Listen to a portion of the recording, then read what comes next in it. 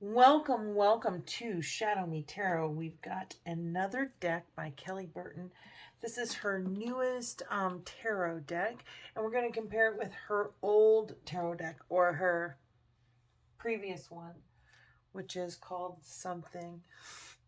It's called The Journey of the Sacred Bee, and this one is Keeper of the Sacred Bee.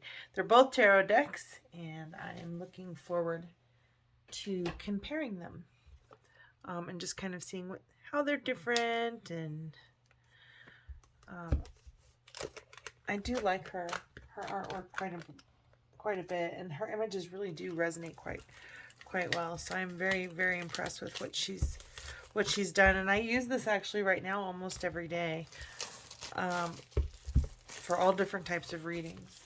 It's very practical. All right, so this is Keeper of the Sacred Bee Tarot by Kelly Barton. So I'll zoom in on that a little bit there. Oh, there we go.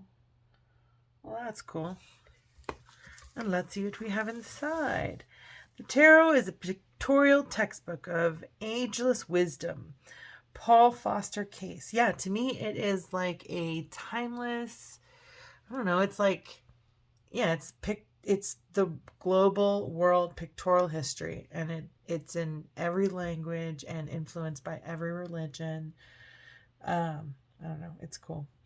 I know that goes back, they know, at least to Egypt. So there you have it. The bees guide the soul with ageless wisdom. They teach of survival, shared wisdom, selfless giving, and alchemy. We should all be keepers of the sacred bee.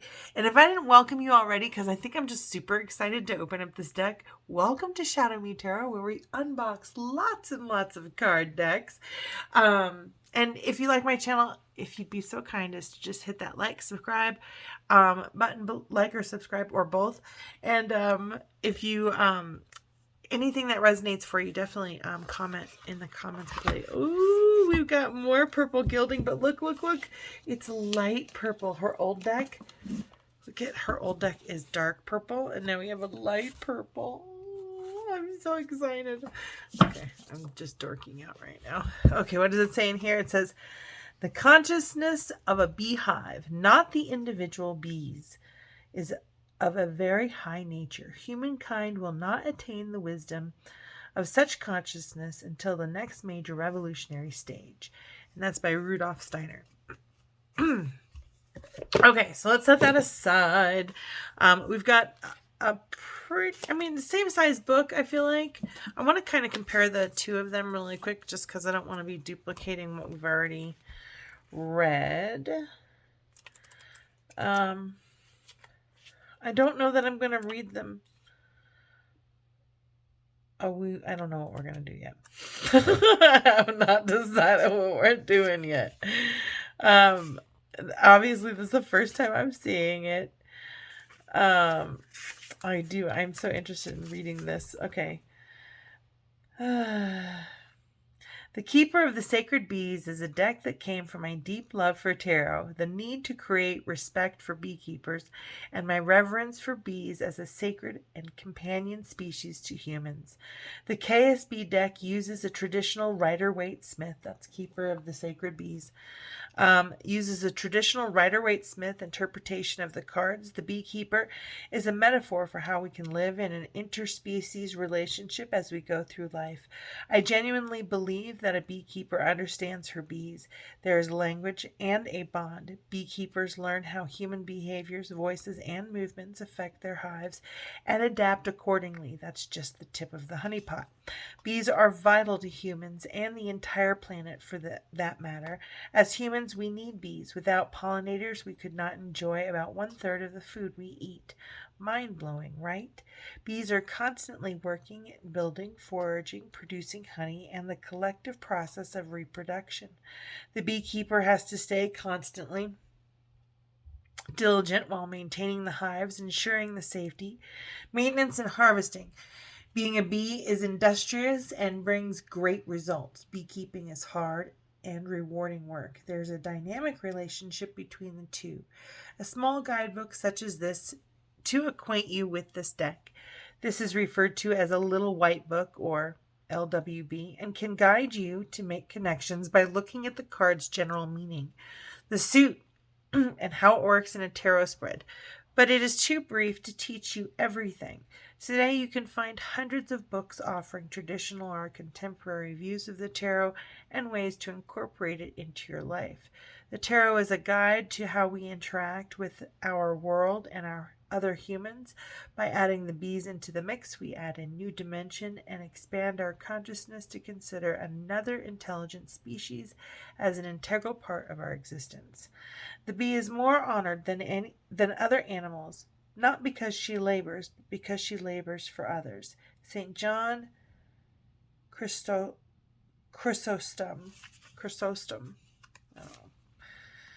This goes about how to do a tarot reading. This is a reading about the Fearless Seeker. It has 1 through 7 cards. Card 1 is the truth, reflecting back what you are seeing and experiencing at the present time. 2, deepest inner fear in this situation or moment, what can pull you down if not careful. 3 and 4s are external fears, distractions, and illusions. Card 3 is something familiar. Card 4 is an unknown factor. Cards 5 and 6, your towers. These will light your path and reveal things hidden in shadows that you may have overlooked. And then card 7 is your path, the nature of the path you are meant to be on at this time. This is your core. Let this card guide you forward now that you have new information. Okay. This is dealing with setbacks. What is at the core of my setbacks? Thoughts or feelings that the setbacks trigger, past experiences that this setback brings to the surface, how to shift the fixation on the problem. This card is what you can turn your thoughts to. It can be something grounding that you can do. I love this. I'm going to keep this. This is going to go into... I'm going to be writing this one down. Bring on the light, a constructive path or effort to take going forward. Use this as a guide or as advice. Answer the calling. All right, this is the last one. The nature of the calling, the focus of change, the major energy being communicated. Card 2, spiritual response. And it's going counterclockwise to card number... Oh, wait. No, it's going 1, 2, 3, 4, 5, 6. Anyways. All right. So card number 2, this one. Spiritual response. How you are being asked to respond spiritually to this calling. It may show a shift in spiritual beliefs or practices. Card 3, intellectual response. This is how you are being asked to respond intellectually to this calling. It may be about learning, thinking, or communicating. Card 4, emotional response. This is how you are being asked to respond emotionally to this calling. It may tell you about the feelings and relationships. Card 5, physical response. This is how you are being asked to respond physically to this calling. It may tell you about what you can do or what action to take. Card 6, action to take, advice to guide you, or next steps. Okay, and then it goes right into the major arcana. And the briefness of these, I don't know if I can read the whole thing, guys. It's like 3 hours. Let's see what happens. We'll do our best. All right. So I actually did kind of review the book a little bit, and I'm not going to read the book probably at all. And I might read 1 or 2 cards. It is a good book. I'm not going to deny that it is a good book, but I have like I've got a few Rider-Waite meaning decks already up, including this one. So, I'm going to just not do this one because I've got some learning decks up there. And this basically has similar stuff. I'm not be honest. It's a little better. But I'm limited on time. And I love you all. If you comment below and you really want me to read the book on this one, I will. But we're just going to flip through and kind of compare between her first deck and her new deck. And very first thing off the bat, I'm like, I already love, I just already love her picture here. And from what she told me, her artwork, even though I think it's digital, she uses pictures and images that she finds everywhere and layers them until they look like this. So I think what's beautiful about this card is I feel like this Fool is much more on an emotional journey because I see all of this blue, which to me feels like water. And for tarot, water is emotion, right? So that's the first thing that kind of comes to mind. He's carrying a hive on his back, right? So he has responsibility. This Fool has got baggage, but I don't feel like it's responsibility. Where I feel like here he has a responsibility, and because it's based on bees, I want to say to Mother Earth. So there's also kind of like a Van Gogh Starry Night kind of attribute to the sky here. I almost feel like he's on the mountaintop. So in this one, you see this mountain here in the background, which represents the life journey. And you do see the same kind of cliff and precipice here. The dog is black instead of white. We've kind of switched the colors around. So the colors from his leggings and shoes are now in his tunic.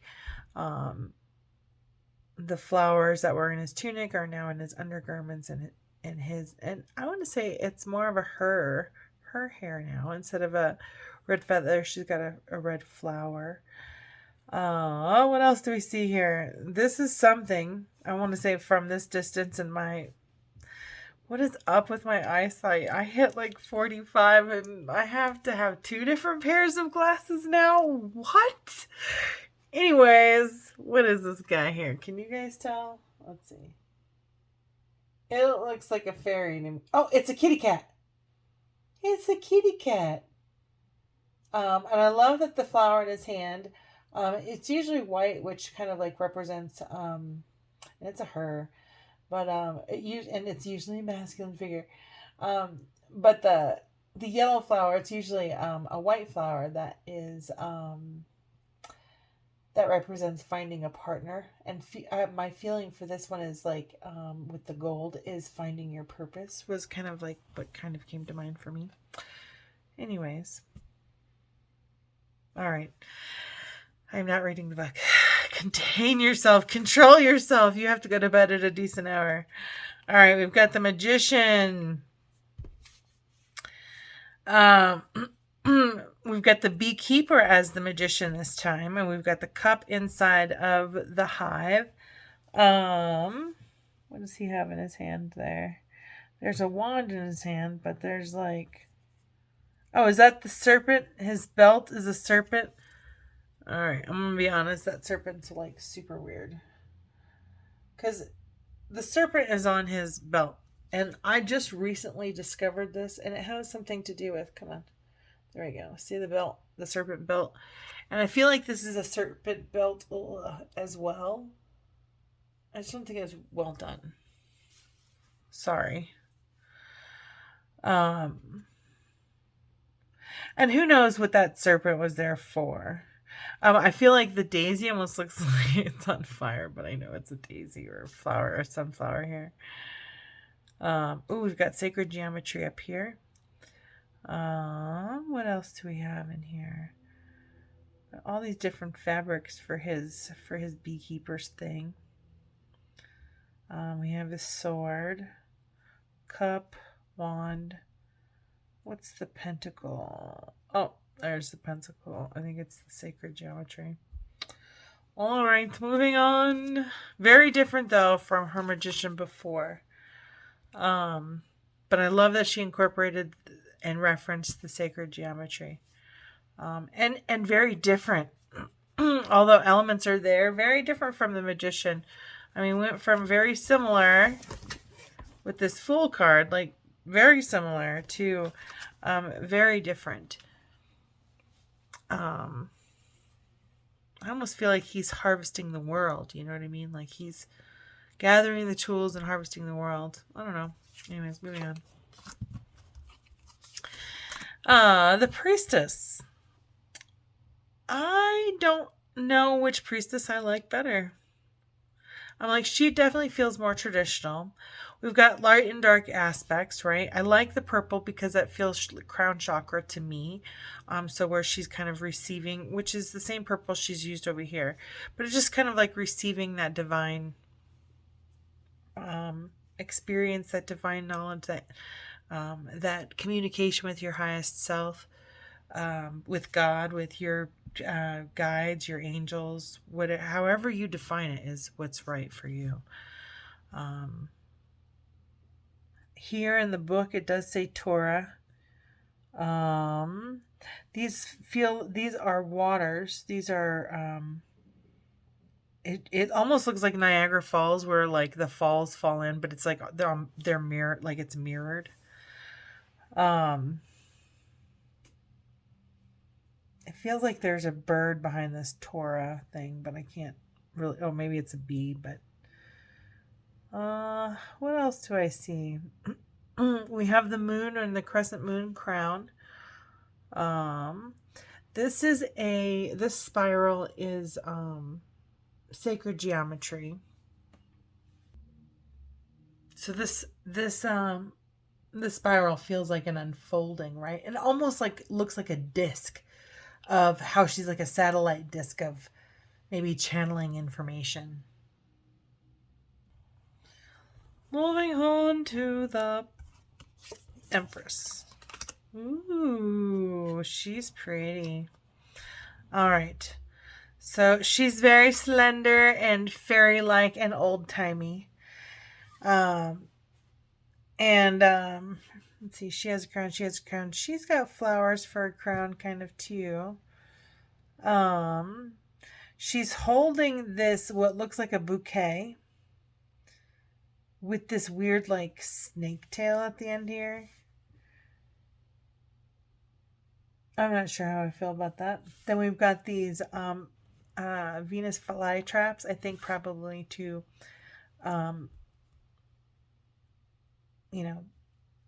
that sign right there. Because the feminine symbol, the Venus symbol, I feel like that is an ode to that, I guess. Ode was not the word I wanted to use. That's why I got stuck. I wanted to use a different word than ode, but here we go. Ode to the Venus. What else have we got here? She's near water. We've got the water similar. We've got the forest and the trees kind of similar. She's pretty different. I had a completely different expectation when we started out with the Fool. Like just 100% completely different expectation, and I'm pleasantly surprised, honestly. This is interesting, the Emperor here. You can see here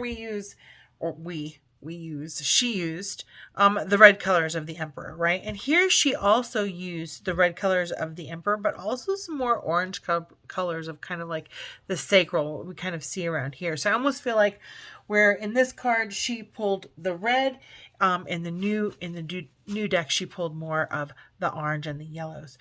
We have this life symbol again for his scepter. Here he's holding something different in his hands because he's like in a hazmat suit. I do wonder what is in his hand there. All right, I'm going to go ahead and read this Emperor. He's not in a hazmat suit, by the way. He's in a beekeeper suit.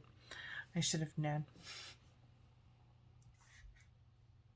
All right, so I'm going to go ahead and read the book for this Emperor here. It says, the Emperor is the protector of the bees and the keeper of the hives. He is confident and has everything under control. Even in the harshest of conditions, he helps the bees keep the temperature stable so the wax in the hives doesn't melt. His job is not to exploit the bees, but he does not need to produce honey. He works hard to maintain the infrastructure the bees need. The crystal near his left shoulder is carnelian, representing his royal status.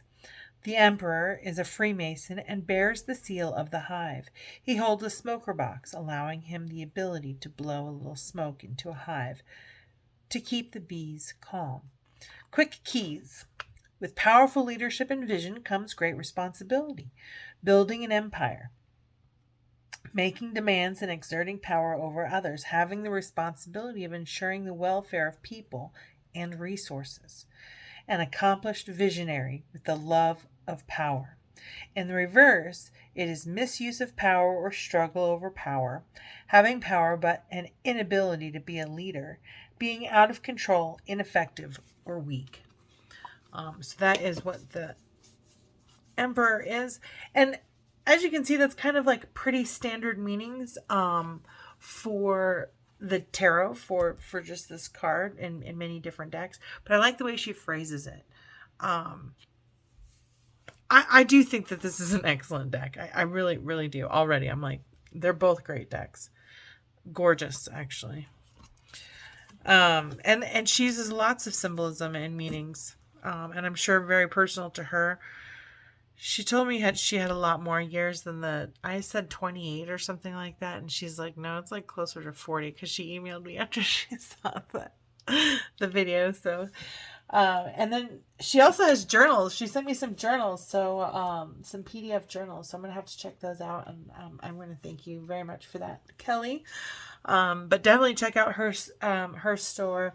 It is in the description below. Kelly, please put it on your books next time, on your boxes. Put your website everywhere, please, please, please. But it's like, you're gonna have to look at the website inside. I don't want to, or in the comments. I don't want to mess it up. And then how do you go to the wrong one? Okay, so here we go. Here's the Hierophant. The Hierophant. We've got Buddha in this one. We've got a beekeeper in this one. We've got the two guys. Same thing. We got the two keys. We got scepters gone. I'm interested in these wings here. I think the wings are interesting just because I think of angels when I think of wings, and I think of because he's so big. Even though I feel like he is one of the workers, so he's got honorary wings.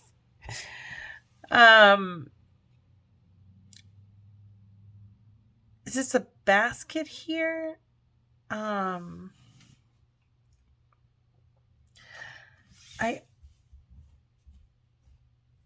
not sure. I'm not sure what this is. Oh, maybe it's the pedestal. Okay, I get it. This is a pedestal. I'm seeing the honeycomb and the hive in here, but this is a pedestal. And the hat is the crown. I don't see a scepter, although I would say if this was the smoker in his hands, that might be his scepter. And then we've got his two. Who knows what those two people are? His two monks, trusted associates. All right, then we have the Lover's card. Ooh.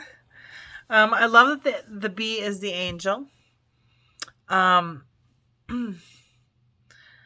not sure what these are. We do have two bees in the light. I'm sure fabric is exchanged in some sort of wedding ritual somewhere. Okay, so I had to look it up. It says the flowing flags have unique patterns to represent that every creature is a unique expression of nature. A beehive can be thought of as a whole being that is made up as individuals that need each other to survive. The bee in the sun above shines as a reminder of the solar nature of bee. The honeycomb represents divine creation. Okay. So I just wanted a description of the image.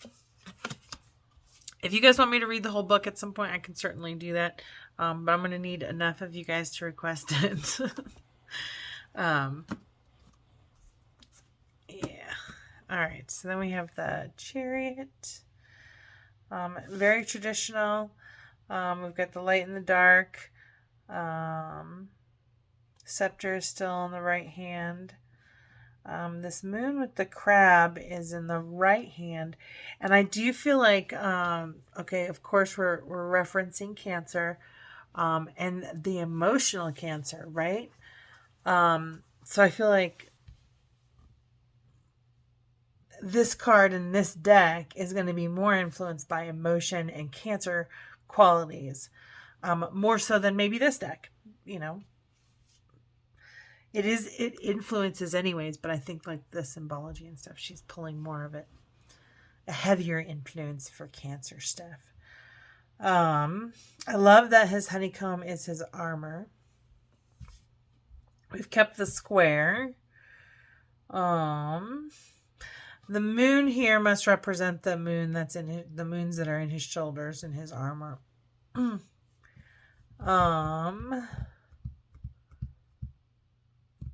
Scepter is different, but there. The full-on chariot, this is the same. The chariot kind of feels, all of that feels the same. So we've got fairly traditional Rider-Waite chariot card. Then we have the strength card. Again, I'm going to say this is very traditional. Sorry, that was the last deck. Depending on the school of thought, which one are you going to be? I really like the strength card. I almost like it better than in her original deck. And let's see. That might be something I do. They are the exact same size. Ooh. They're almost the exact same size. Oh, man. I could take some of the cards from this deck and mix them up and put them in this deck. And just kind of pull my favorites, but I don't think I can do that. All right. Because these are slightly bigger. And they're fairly thick cards, too. They're relatively big cards. I'm sure you can kind of tell here. But, like, look at all those cards that I can pick up on top of that strength card. I mean, it's a thick card. Okay, so moving on to strength here. We've got our lion that's made of bees, and we've got our maiden here, our female. She's got blonde hair. She's got the infinity sign. She's got a crown. She's got a belt of flowers. In this distance, she's got kind of like an old building, and clouds. I feel like the sunshine is represented here instead of the overall yellow sky of daytime, I feel like, which is what the strength card is. I think that you can interpret this card in either direction, right? Storm clouds, you have the inner strength, and let your light shine. Like, depending on where your eye catches first when you're doing your reading, or what's next to the card is going to maybe sometimes determine where your eye catches first, is how you would determine, it's an either you got this or you got this. Do you know what I'm saying? I don't know how to explain it another way. Anyways, let me know what y'all think in the comments. All right, here's the Hermit. Oh, I like this Hermit. I have another deck. Oh, what is it? Oh, I know which one it is too. This reminds me of another deck. Okay, that was driving me nuts. I could not stop. I stopped the video. I've been looking for like at least 10 minutes. Anyways, I found the card that this reminds me of. It comes from the Lightseers Tarot, and it is the Death card in the Lightseer Tarot. But what I thought was interesting is, if you notice, this face is made of like honeycomb, and it just gives this whole image a very ethereal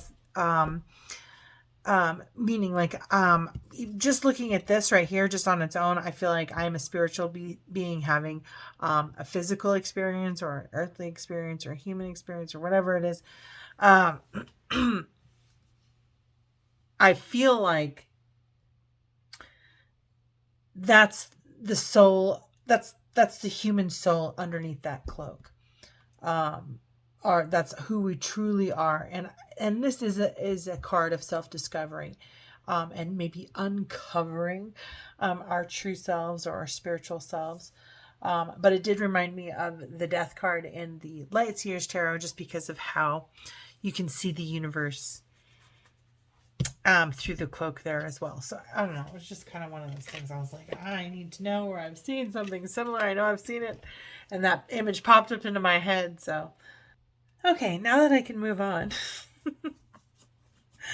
I do see, she took on a traditional Rider-Waite interpretation for the Hermit there. Ooh, I like the Wheel of Fortune. More traditional. This has more geometry in it. This is more traditional. She's used similar colors for this. She's layered images. We've got, sunflower in here. We've got blue kind of lens over another sunflower. We've got the Torah or the tarot for the wheel here.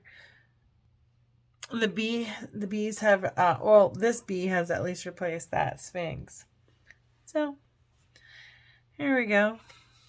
Very different from the very first deck. Here's our Justice card.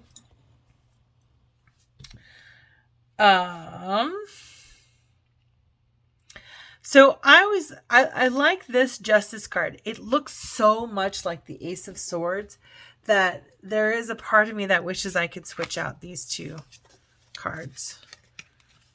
Gosh, I just wish they were they're just like right there. They're just like, see just that little teeny tiny edge. Otherwise you could mix up the decks. So maybe the next printing, she can make the decks the same size. All right, so for this one, I feel like this is her old deck. I always think of air because of the fly. It flies in the air. I think of swords. I think of thought and voice. So I feel head over heart, right? Is kind of what is being weighed here. In this, to me, in this card, I always think of fairness. I always think of very harsh meanings for this. Like, you're in court, judge is gonna decide. Like, that's how I feel about this Justice card. But this one is kind of like weighing decisions, head over heart. And then here we've got this new one, and we have our little kitty cat, which I feel is like somehow our inner voice.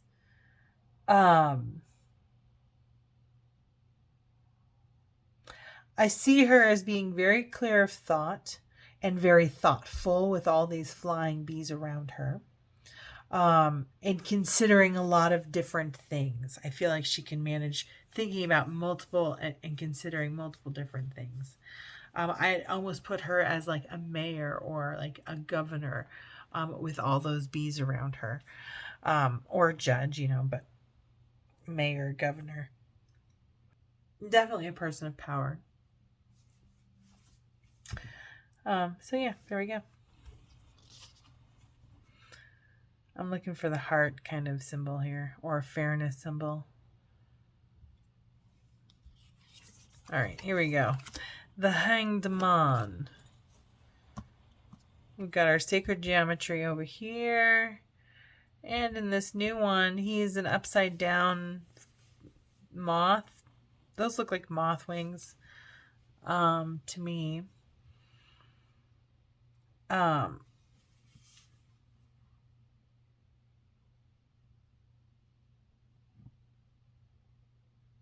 don't know how to... I think it's very similar to the Rider-Waite. It's taken on many of the characteristics with the tree branches. Shift in perspective. With the bees, I'm going to just kind of relate that back to kind of thought. And even when I spoke with Kelly, she did say, make sure that you make the images your own. Like, she's using different things for her own, for her own meanings. But we're going to take away our meanings just looking at the images as well. There's no right or wrong in tarot at all. There's no right or wrong. What resonates for you, that's the meaning of the card. A million people can look at this card and be like, it's an ending, right? Or they can go, it's transformation, it's growth. It's like going from fall to winter. It's like going from winter to spring. It's just a cycle, of renewal. Anyway. Then there's the Scorpio interpretation of this too. I see the transformation here. Like, we've got this bee kind of like, that's our soul, that's our core. Or like, even this bee is rising from the ashes, rising from the dead. And into this kind of like, I don't know which geometry this is, but it's like a flower of life kind of thing. And then metamorphosis into this butterfly here. And we do see a lot of butterfly analogies with the death card, which is just kind of a symbol of transformation from like, you know, a worm to cocoon to butterfly. Then we move on to Temperance, which is often referred to as the alchemy card. Just kind of keeping everything in balance and harmony. All right, and then we have, this one's very similar to the Temperance card of the Rider-Waite. I do feel like there are certain cards that I also connect to in a completely unique way. So I can see why it's necessary in many of these cards, if I was creating a deck, to deviate from the original image.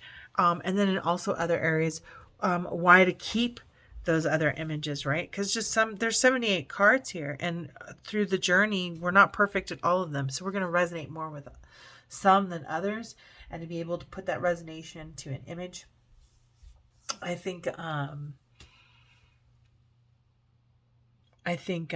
just kind of gives you an idea of where you're at on your spiritual journey too, you know.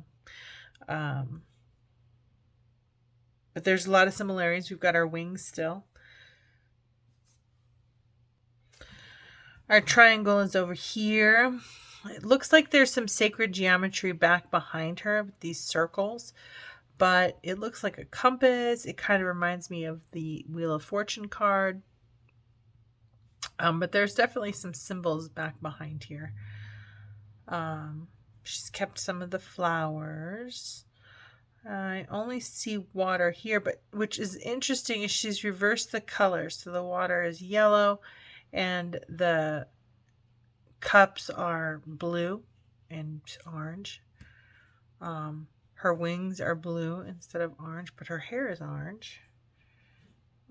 It's very interesting colors. I feel like this is a card balancing you all the way to your root chakra, right? Bringing everything into balance. Like, I almost feel like yoga with this one. Just aligning all of your kind of chakras from... Anyways, moving on. That's a lot. That's a lot of pulls I'm getting here. Ooh, the devil. That is a serious devil right there for sure. We got our horns. We got our bee at the top here. Our bee has got 6 little dots coming down here with maybe the 7th at the above the head.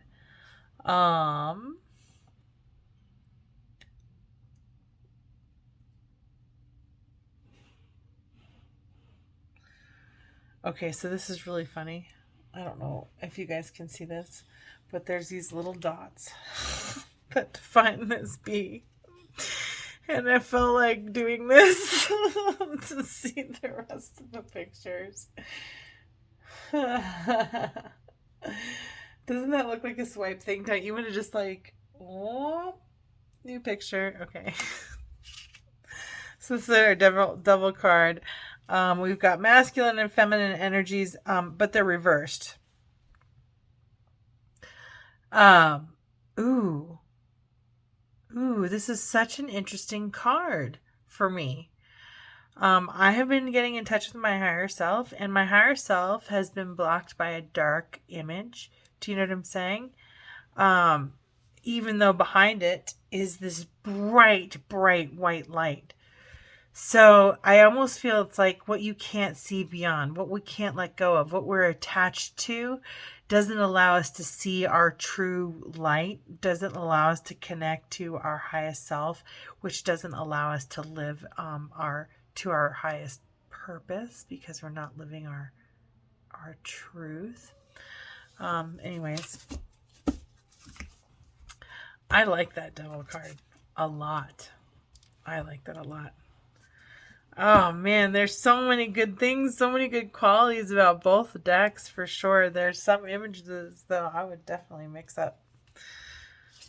The Tower.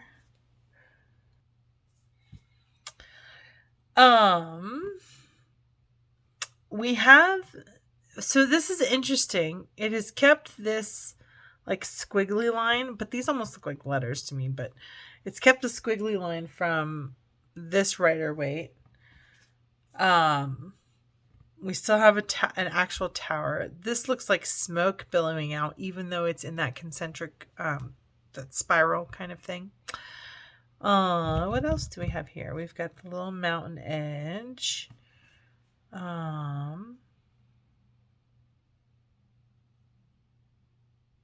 This almost looks like a melting ice cream cone, or like a half-eaten ice cream cone for the foundation of this tower.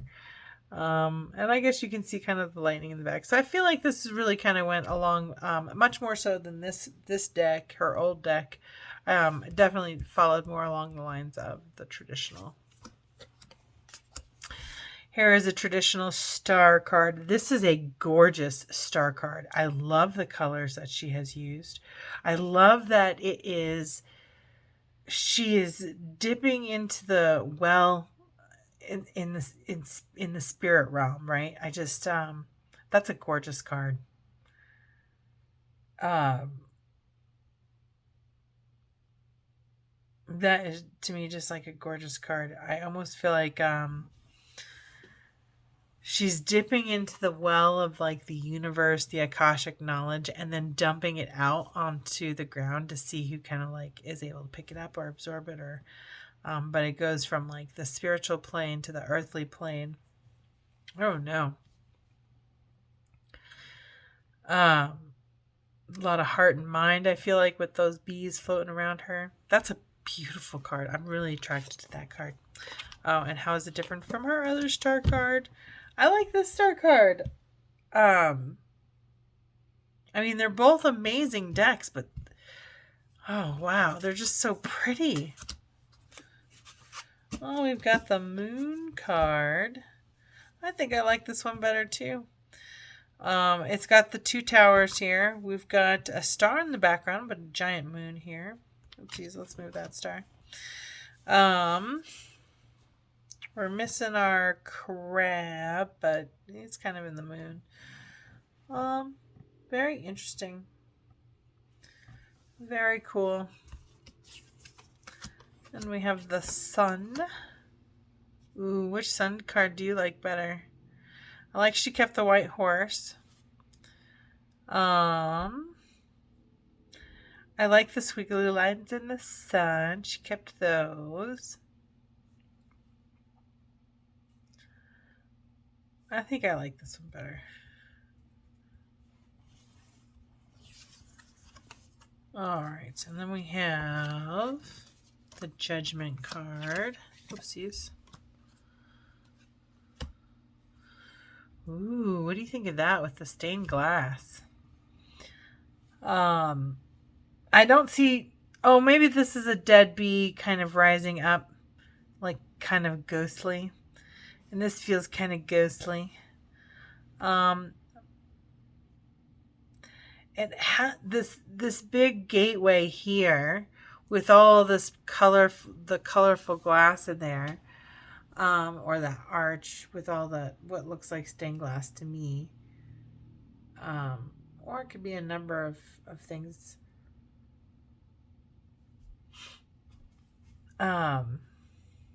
Feels like a religious base on some level. And then we have the world. I like this world better. I don't know what it is about this world, but I just never really resonated so much. I love that she did the constellations over here, though. I think that's awesome. I think that's pretty awesome. I love that her world lady has got wings. But very similar. Very similar. I think I like this one better, though. There's something just super cool about that planet, the dark planet. All right, moving on to Ace of Wands. All right, so definitely going still with the Rider-Waite. I'm going to go through these a little bit faster because we're already at 45 minutes. And you can kind of do the comparisons. Oh, I did realize I forgot to maybe show you guys the back of the card. This is what the new deck looks like on the back. This is what the old deck looks like on the back. This is the one that we're unboxing today, if you forgot. And it's more Rider-Waite Smith, where this is more, I think, based on her own practice for like the last 40 years. Okay, so Ace of Wands, Two of Wands. Her old deck here, she's got Dominion here. So I liked her old deck where she's got kind of definitions like keywords, and she's got like Aries here and masculine symbols. So definitely feeling the Rider-Waite similarities to that. The Four of Wands, again, still feeling that Rider-Waite feel to it. This one too is, I like this one. I think that one's gorgeous. I love her work. I love the colors. It's the colors. They're just, that I think it's the colors that resonate so much for me. All right, so moving on to the Five of Wands. And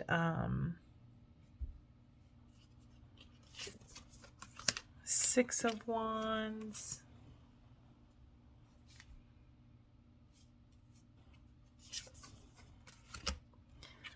Seven of Wands. So we have a deviation here. We definitely have a deviation here on this Wands card here.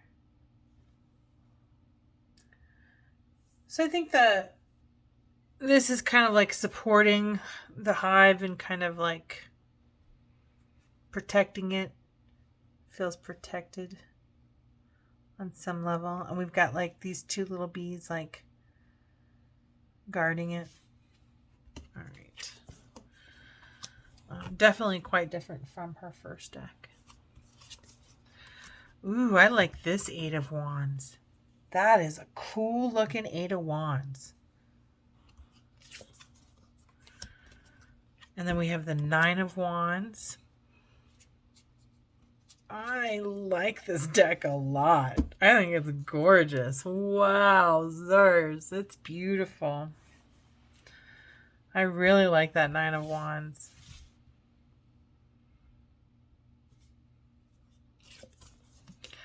Then we have the Ten of Wands.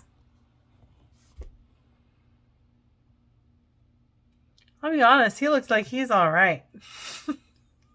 He's got a lot of wands on his back. He's going up the side of the hill, but I feel like he looks okay.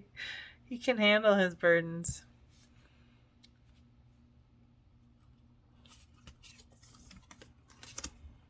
All right, we've got the Princess of Wands.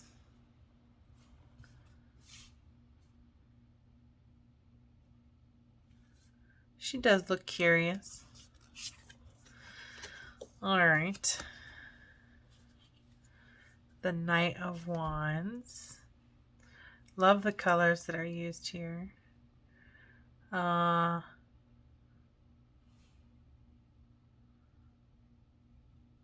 wait. There we go. I don't know. I kind of like which Knight of Wands you like better. I like the new deck better. I like this one better. Just a personal preference, you know. Gosh, there is a part of me that I really want to shuffle these decks together.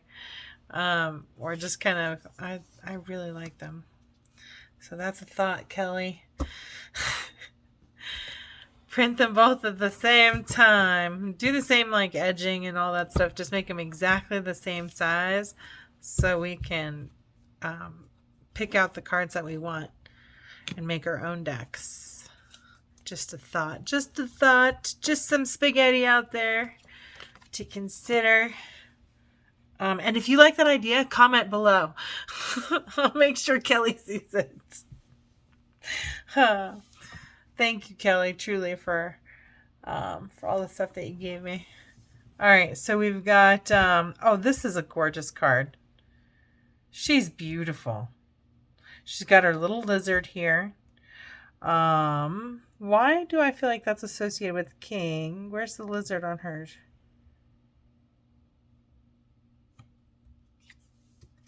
The lizard is on the King, and she's got it here on the Queen.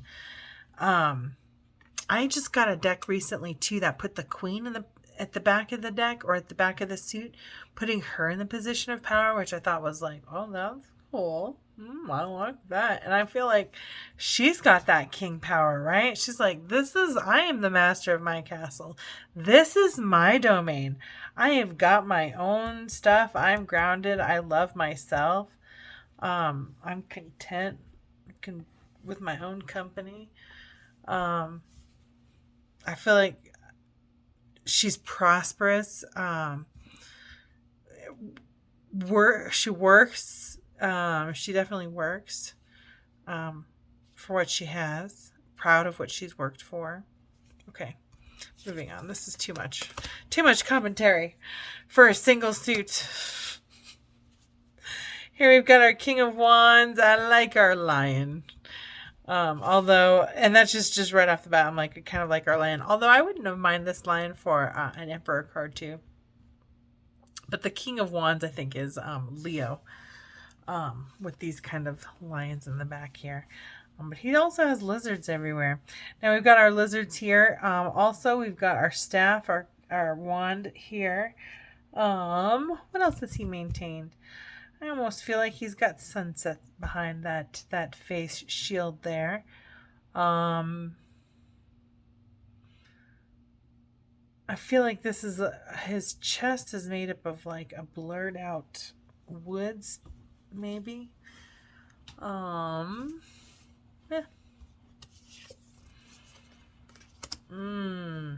Ace of Cups. Oh, the cup is the same. I like this ace better. I like this one a lot better. I mean, they're both great. She's got new sacred geometry behind this one. They're both great, but I like this one. Just, which one do you guys like better? Her first deck or her second deck? And then we have the Two of Cups. And there's something I just truly love about this, because I feel like this feels like our spiritual beings having a human experience and this new thing growing between them, right? This energy, this thing that they grow together, which is a very powerful, I think, force. This one uses a lot more sacred geometry. I'd almost kind of give this more of a pip card feel with the way that these two cups face each other. I think this is just one of my favorite shapes. This is my favorite shape for sacred geometry, which is the back of the card. This Merkaba kind of shape.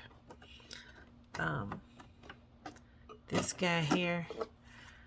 That is my favorite shape for sacred geometry. But this one I like this one too. This is a good one too. Okay, moving on. I don't know. I can't decide which one I like better. I like elements of this one and elements of this one. Both of them are great. I almost feel like if I could take the sacred geometry off of this card and put it on this card would be like what I want. Anyway, moving on to the Three of Cups. These kind of feel like pip cards. This one less so than this one.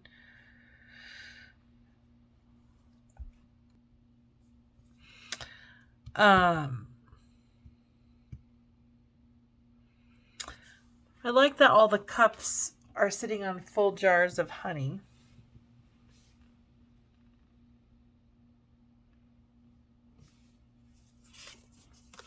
We got the Four of Cups. Ooh, That feels a lot more like depression, checking out. This is apathy, which does feel like checking out or just disinterested. But this one feels like checking out.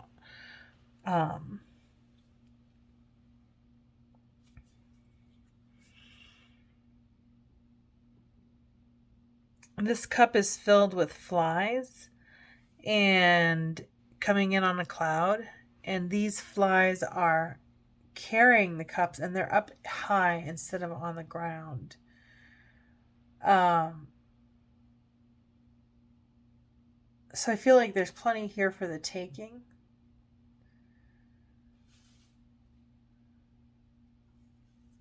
This just looks like depression to me.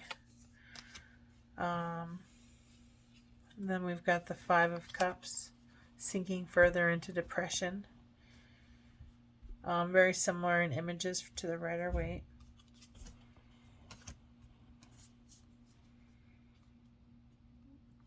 You can see similarities, the influences of the Rider-Waite between the three decks for sure. Ooh, Inner Child, Six of Cups. That's gorgeous. I can't decide which ones I like, but I like this one actually. I like them both. That one's a difficult one to choose between. I really like this deck. I use this deck a lot as of late. Seven of Cups, Seduction. I like that as a meaning for the Seven of Cups. I always think of this as wishes, right? These are your wishes. This is what you're manifesting coming towards you. But to be seduced, what things are you most seduced by? What things really want, grab your attention? I really kind of like that for the as a meaning for the Seven of Cups. Then we have the Eight of Cups. Which is, for me, this person is going on a journey. They're walking away. On this one, they've got all their cups in a row. He's got his cups in a row here too. I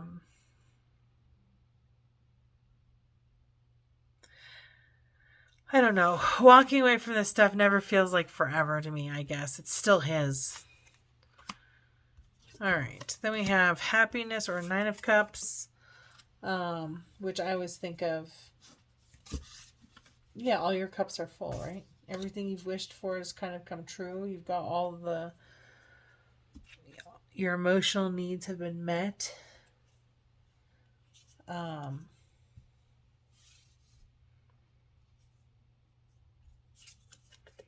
we have the Ten of Cups. Where your life is satisfying and happy and, moving into an abundant place. Then we have the Princess of Cups.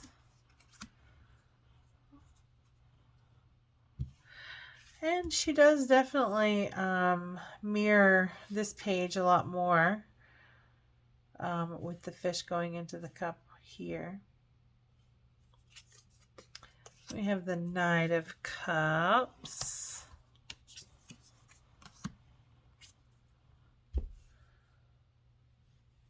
And this cup is filled with everything on the planet.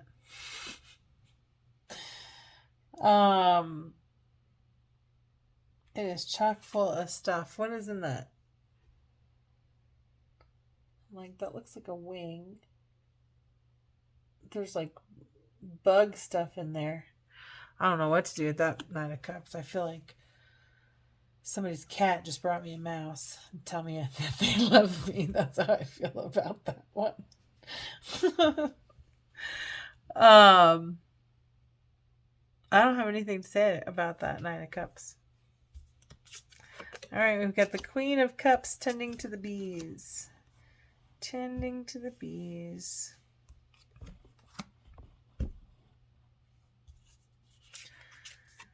And then the King of Cups. That's very pretty. I think that's very pretty. And the Ace of Swords. I like this one. I like the first card deck. Oh, I like the tattoo. That's some sacred geometry in there. I'm still learning sacred geometry. There's so many layers to tarot, this pictorial history. Not every card or deck has the entire history. I think it's impossible to have the entire history on a card because there's just so many. But the themes, whether it's Tao or Buddhism or there's so many of them. There's a couple of them, the Swagatam one. Like, there's so many different ones that are influenced by religions around the world, which to me are just another oral tradition or pictorial tradition or story tradition.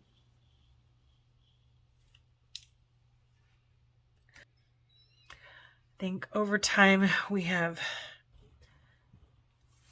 humans have demonstrated with this history, even, this pictorial history, just the capacity for great beauty and the capacity for great harm.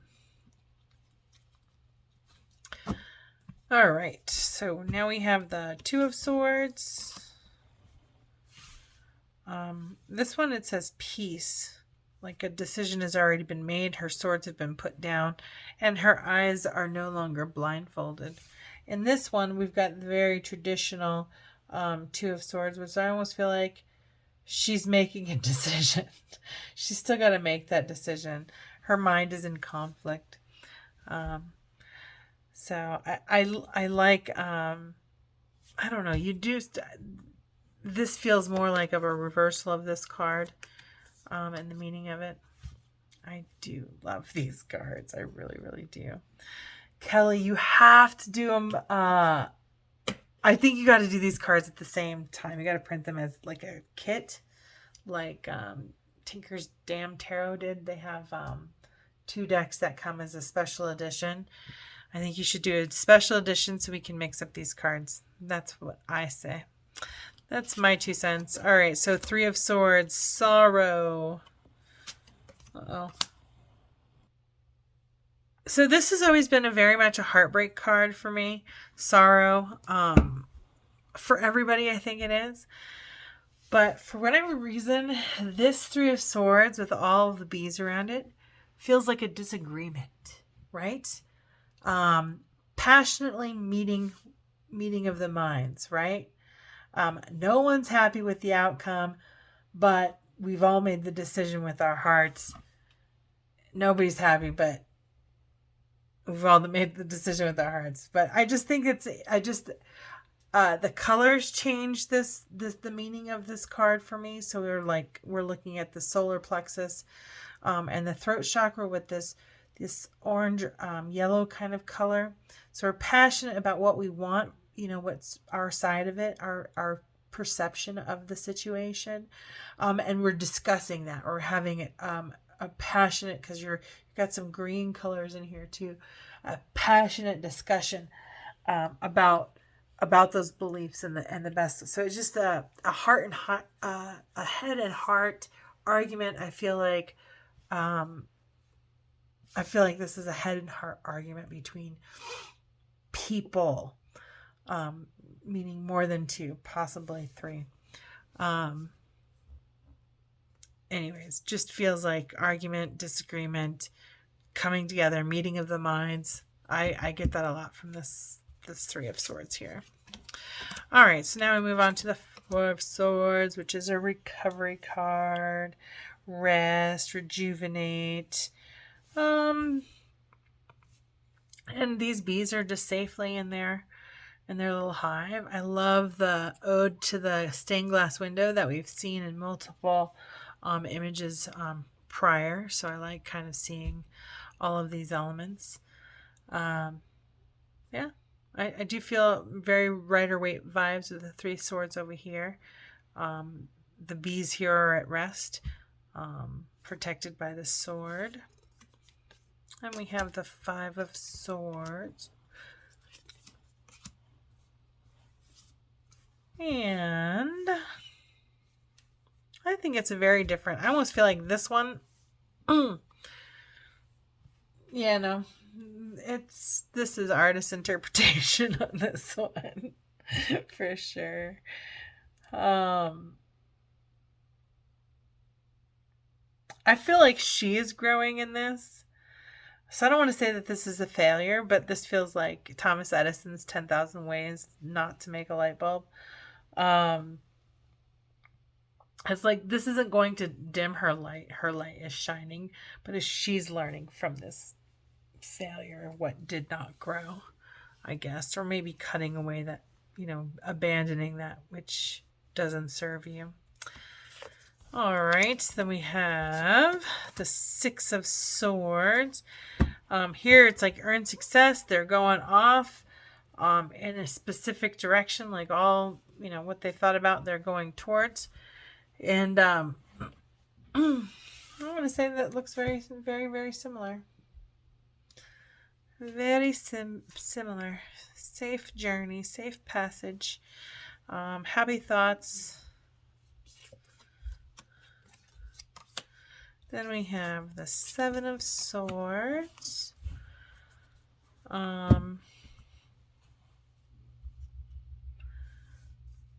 This one feels very deceptive.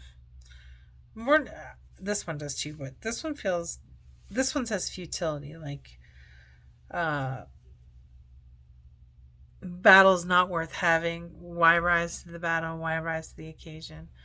On that one, but this one feels very Rider-Waite, very deceptive, sneaking away. Then we have the Eight of Swords, which is just negative thinking.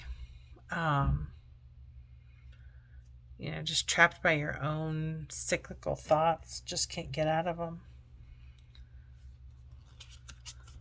It's like static in your brain. And then we have the Nine of Swords, which is this emotional state is causing you damage at this point. I kind of like this one better for the Nine of Swords. And we have Ten of Swords, Ruin. Very similar for the both of the new and the old deck. I can't say which one I like better. I kind of like this Ten of Swords here. I think I like the colors. I'm more drawn to the colors for this Ten of Swords. It feels more positive, I think. Where this one adopts more of the colors from the traditional Rider-Waite, I feel. All right, then we have the Princess of Swords. Ooh, I can't decide which I like better. I like this one a lot. I like the peacock feathers in there. So I feel like this is the clear, logical, I show off how smart I am kind of Princess of Swords. And this is more of the softer side of the Princess of Swords, right? Oops. Sorry.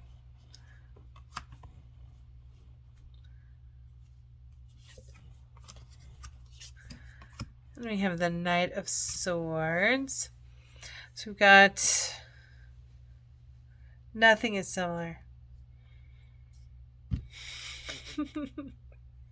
I'd say her two cards are similar, but they're not similar really too.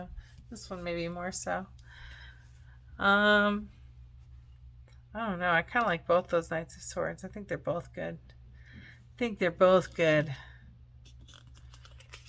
I feel like he's coming in with more wisdom. The owl, right? And we've got the Queen of Swords. This feels like Silence of the Lambs.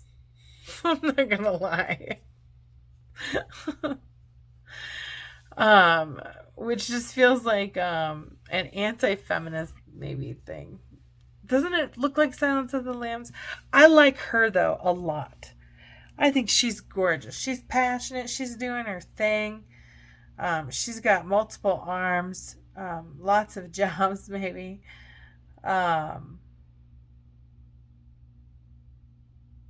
She's got swords in both hands.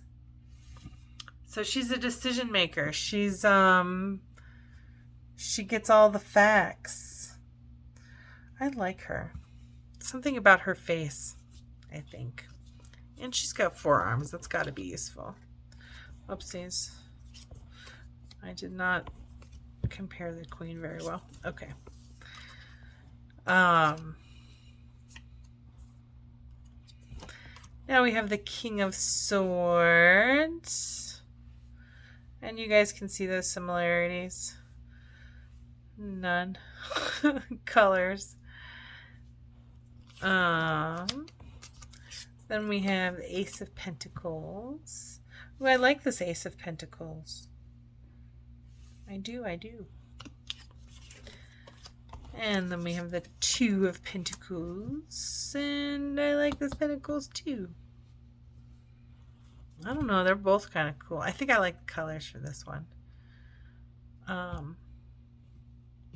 like her interpretation of the Rider-Waite deck for sure. The 3 of Pentacles is beautiful. I like the 3 of Pentacles. This is a gorgeous card. I love it. I really feel like that shows teamwork too. I love this card. This is beautiful. All right, then we've got the, oopsies, I missed the 3. Here's the 3. 3 of Pentacles. Then we have the 4 of Pentacles. There we go. He's super miserly here, isn't he? He's hiding it like nobody better see this. This is my honey. My honey. Alright, then we've got the 5 of Discs, the 5 of Pentacles.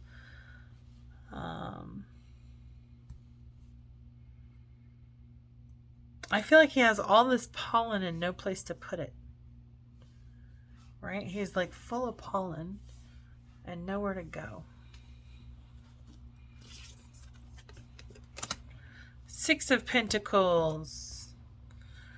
This is a giving and receiving card. I feel like she's giving the beehive flowers and the bees are giving her honey. And then there's this bee with the scales here. So there's a fairness to maybe how honey is distributed.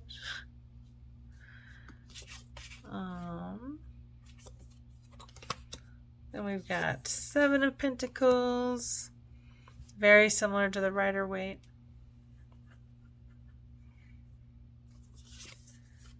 And the 8 of Pentacles. Definitely similarities, I think, in both cards. I think this reminds me of this, or this reminds me of this. And, yeah, how he's leaning over reminds me of our guy. She's adopted the red from here, so I like it. I like it.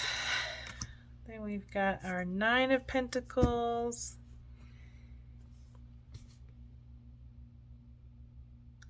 Oh, they're both good. I don't know which. I like this one maybe because her feet are look like they're in the water. I think I like that because of that. But they're both great.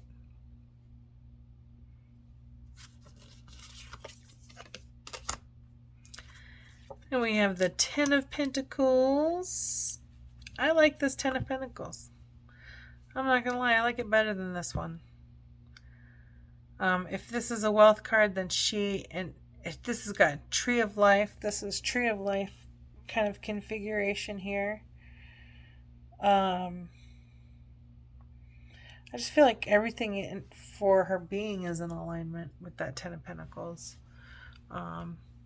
This is more of an inner truth.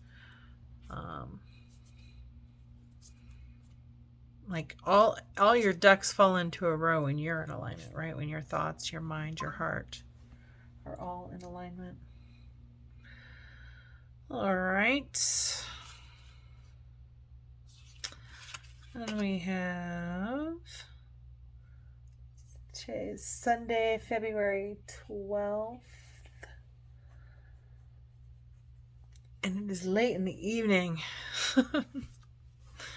Alright, so we've got the Ten of Pentacles. Alright, moving on. Oh, it's getting close to 12 at night. Alright, Princess, Page of Pentacles, Princess of Discs. Which one do you like better? I love this one. I love this image. I think this is the most gorgeous image ever. She's beautiful. Then we have the Knight of Pentacles. I kind of like this one. I kind of like that one.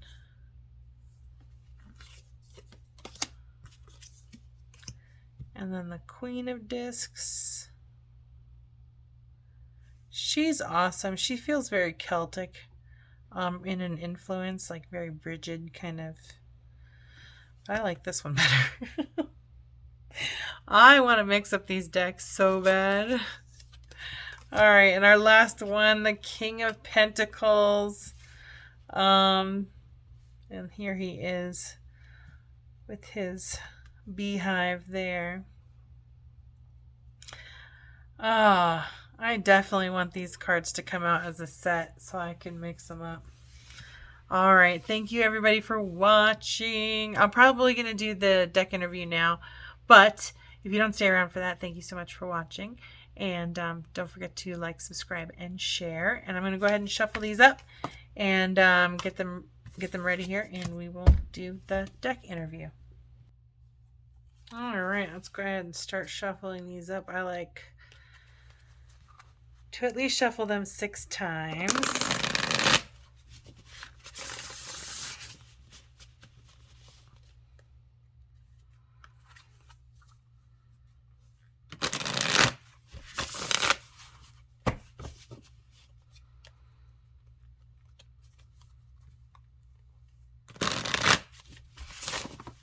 Oh.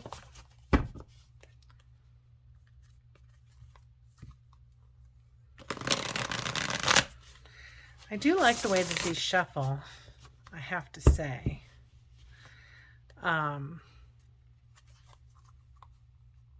Even though the gilded edges, I'm not going to lie, and this is every deck, hurt a little bit. They're so pretty though, it's worth it. But they do feel like they're going to cut your hands. I do feel like calluses developing from using these decks. But once I mix them up pretty good, like this first couple of times, then I usually just bless them and shuffle them up a couple of times and we're good to go. Oh, these are definitely loosening up for me now, though. Either that or my hands are. One or the other. The cards or my hands are loosening up. All right.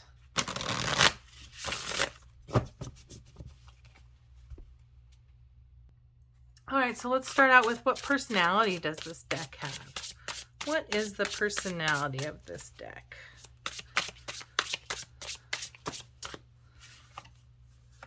We've got an 8 of Wands, so moving forward, or movement at some level, just move. What is your strength? What is your strength? Oh, lots of strengths. Knight of Wands, 6 of Swords, and Ace of Wands.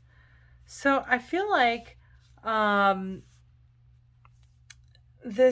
the strength of this card is to make almost like to be able to help you move quickly, make prompt decisions with good communication passionately. Ooh, that's kind of what I'm hearing on that. And we'll go into it further. Definitely taking action on challenges. Definitely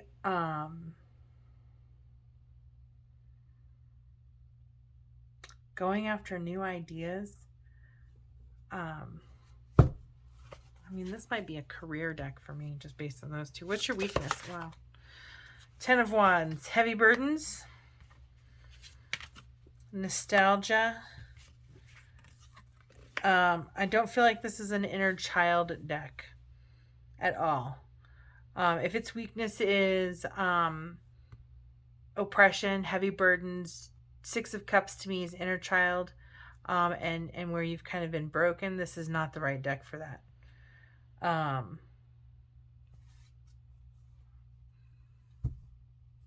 How will you help me to grow? I do feel a career vibe, a huge career vibe for this deck.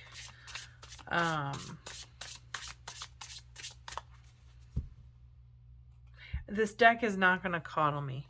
It's kind of how I feel. It wants you to take action. All right, how will you help me to grow? How will you help me to grow?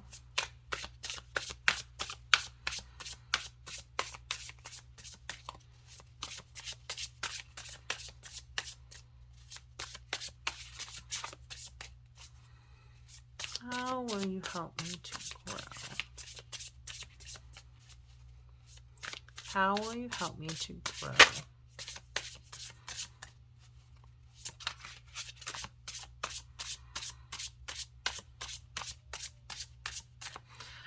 Again, I'm as I'm looking at this, I'm not getting a card because I didn't finish the message here, apparently. Is kind of what I'm feeling. So I say that this isn't the deck to do inner child work. The other thing that I feel like, and you can do inner child work with any deck, but I feel like this one too is all of these deck interviews. The weakness of the deck is it can't do the work for you. So I do feel like it can't do inner child work for you. It can't do the work for you, essentially. You have to do the hard work associated with healing what's broken or hurt from your past. All right, so how will you help me to grow? How will you help me to grow? We have the Nine of Swords in reverse and the Eight of Swords in reverse. So I feel like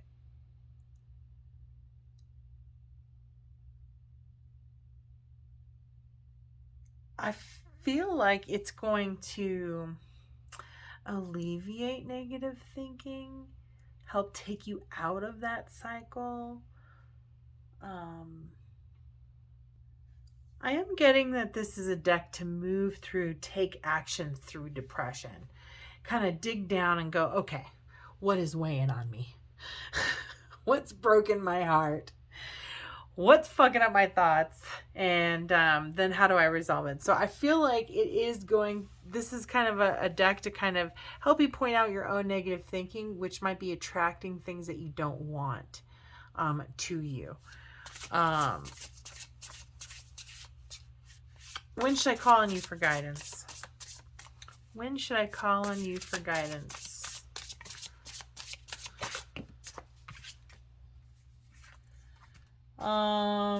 The Tower in reverse.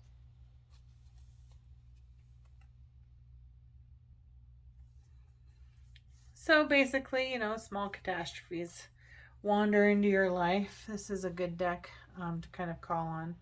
So I do kind of feel like it's a deck to kind of deal with the everyday kind of stuff, but really kind of related to business. I do get a lot of like business, and that might just be my association from my own personal experience. It may be completely different associations for yourself when you're looking at this reading. Might be a good deck to come to when you're in denial about something. What is the best way to work with you? What is the best way to work with you?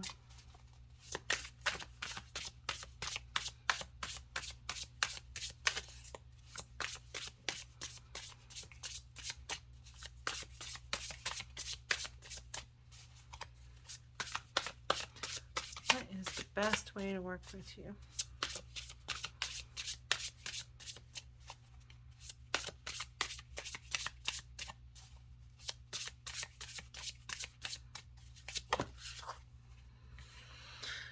The Chariot in reverse. When you're obsessed with stuff,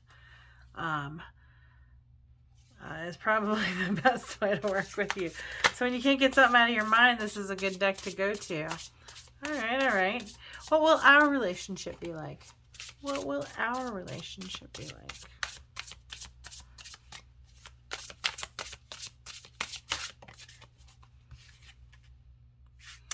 The Star. Hopeless? I don't think it's hopeless.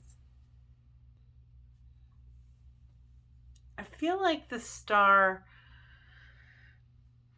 I feel like the deck, if our relationship is me coming to it when I feel low self-worth or low self-esteem, I almost feel like I can't even end the reading here. There are 3 more questions that I adopted from another book.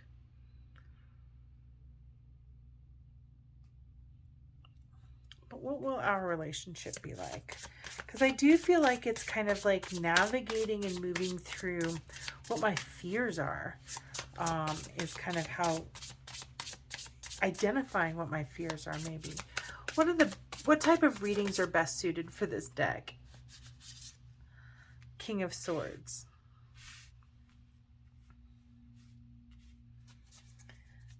What kind of so maybe what you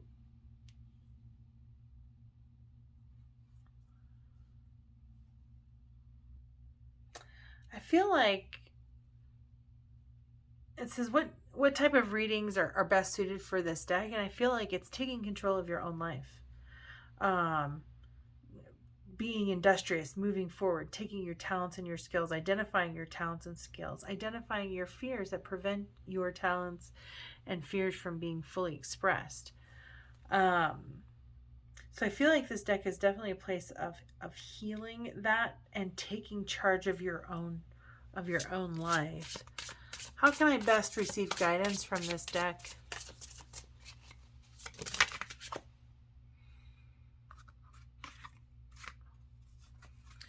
I think back in that whole line of taking control of your life, it's also in taking control of maybe what controlled you as a kid, how you behaved as a kid, and how that maybe still controls you today.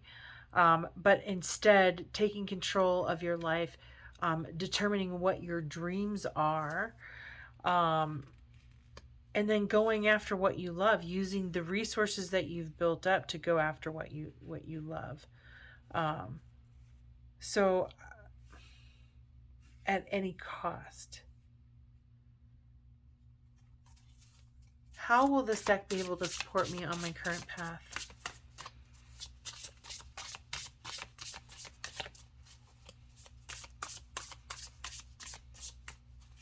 How will this deck be able to support me on my current path?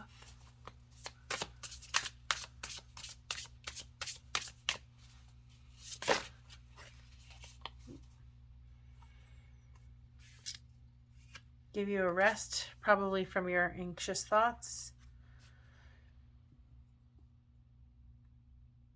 which is a coping mechanism. So this deck is going to give me,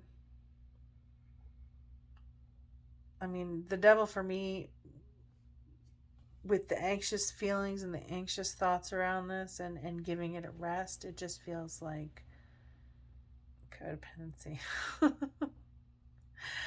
I do feel like you can pretty much go to this deck for anything. Little things, like everyday little things, everyday little worries, everyday little heartbreaks, and then also like the everyday little interactions where it's like, okay, well, this person got mad at me in this second, and they say I do this all the time. Like, what might be the thing that I'm doing?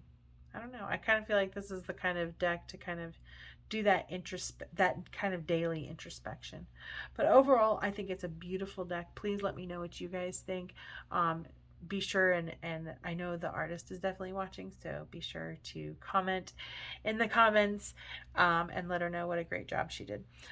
Thank you all so much for watching. Have a beautiful, blessed day, and don't forget to like, subscribe, and share. Talk to you soon. See you soon.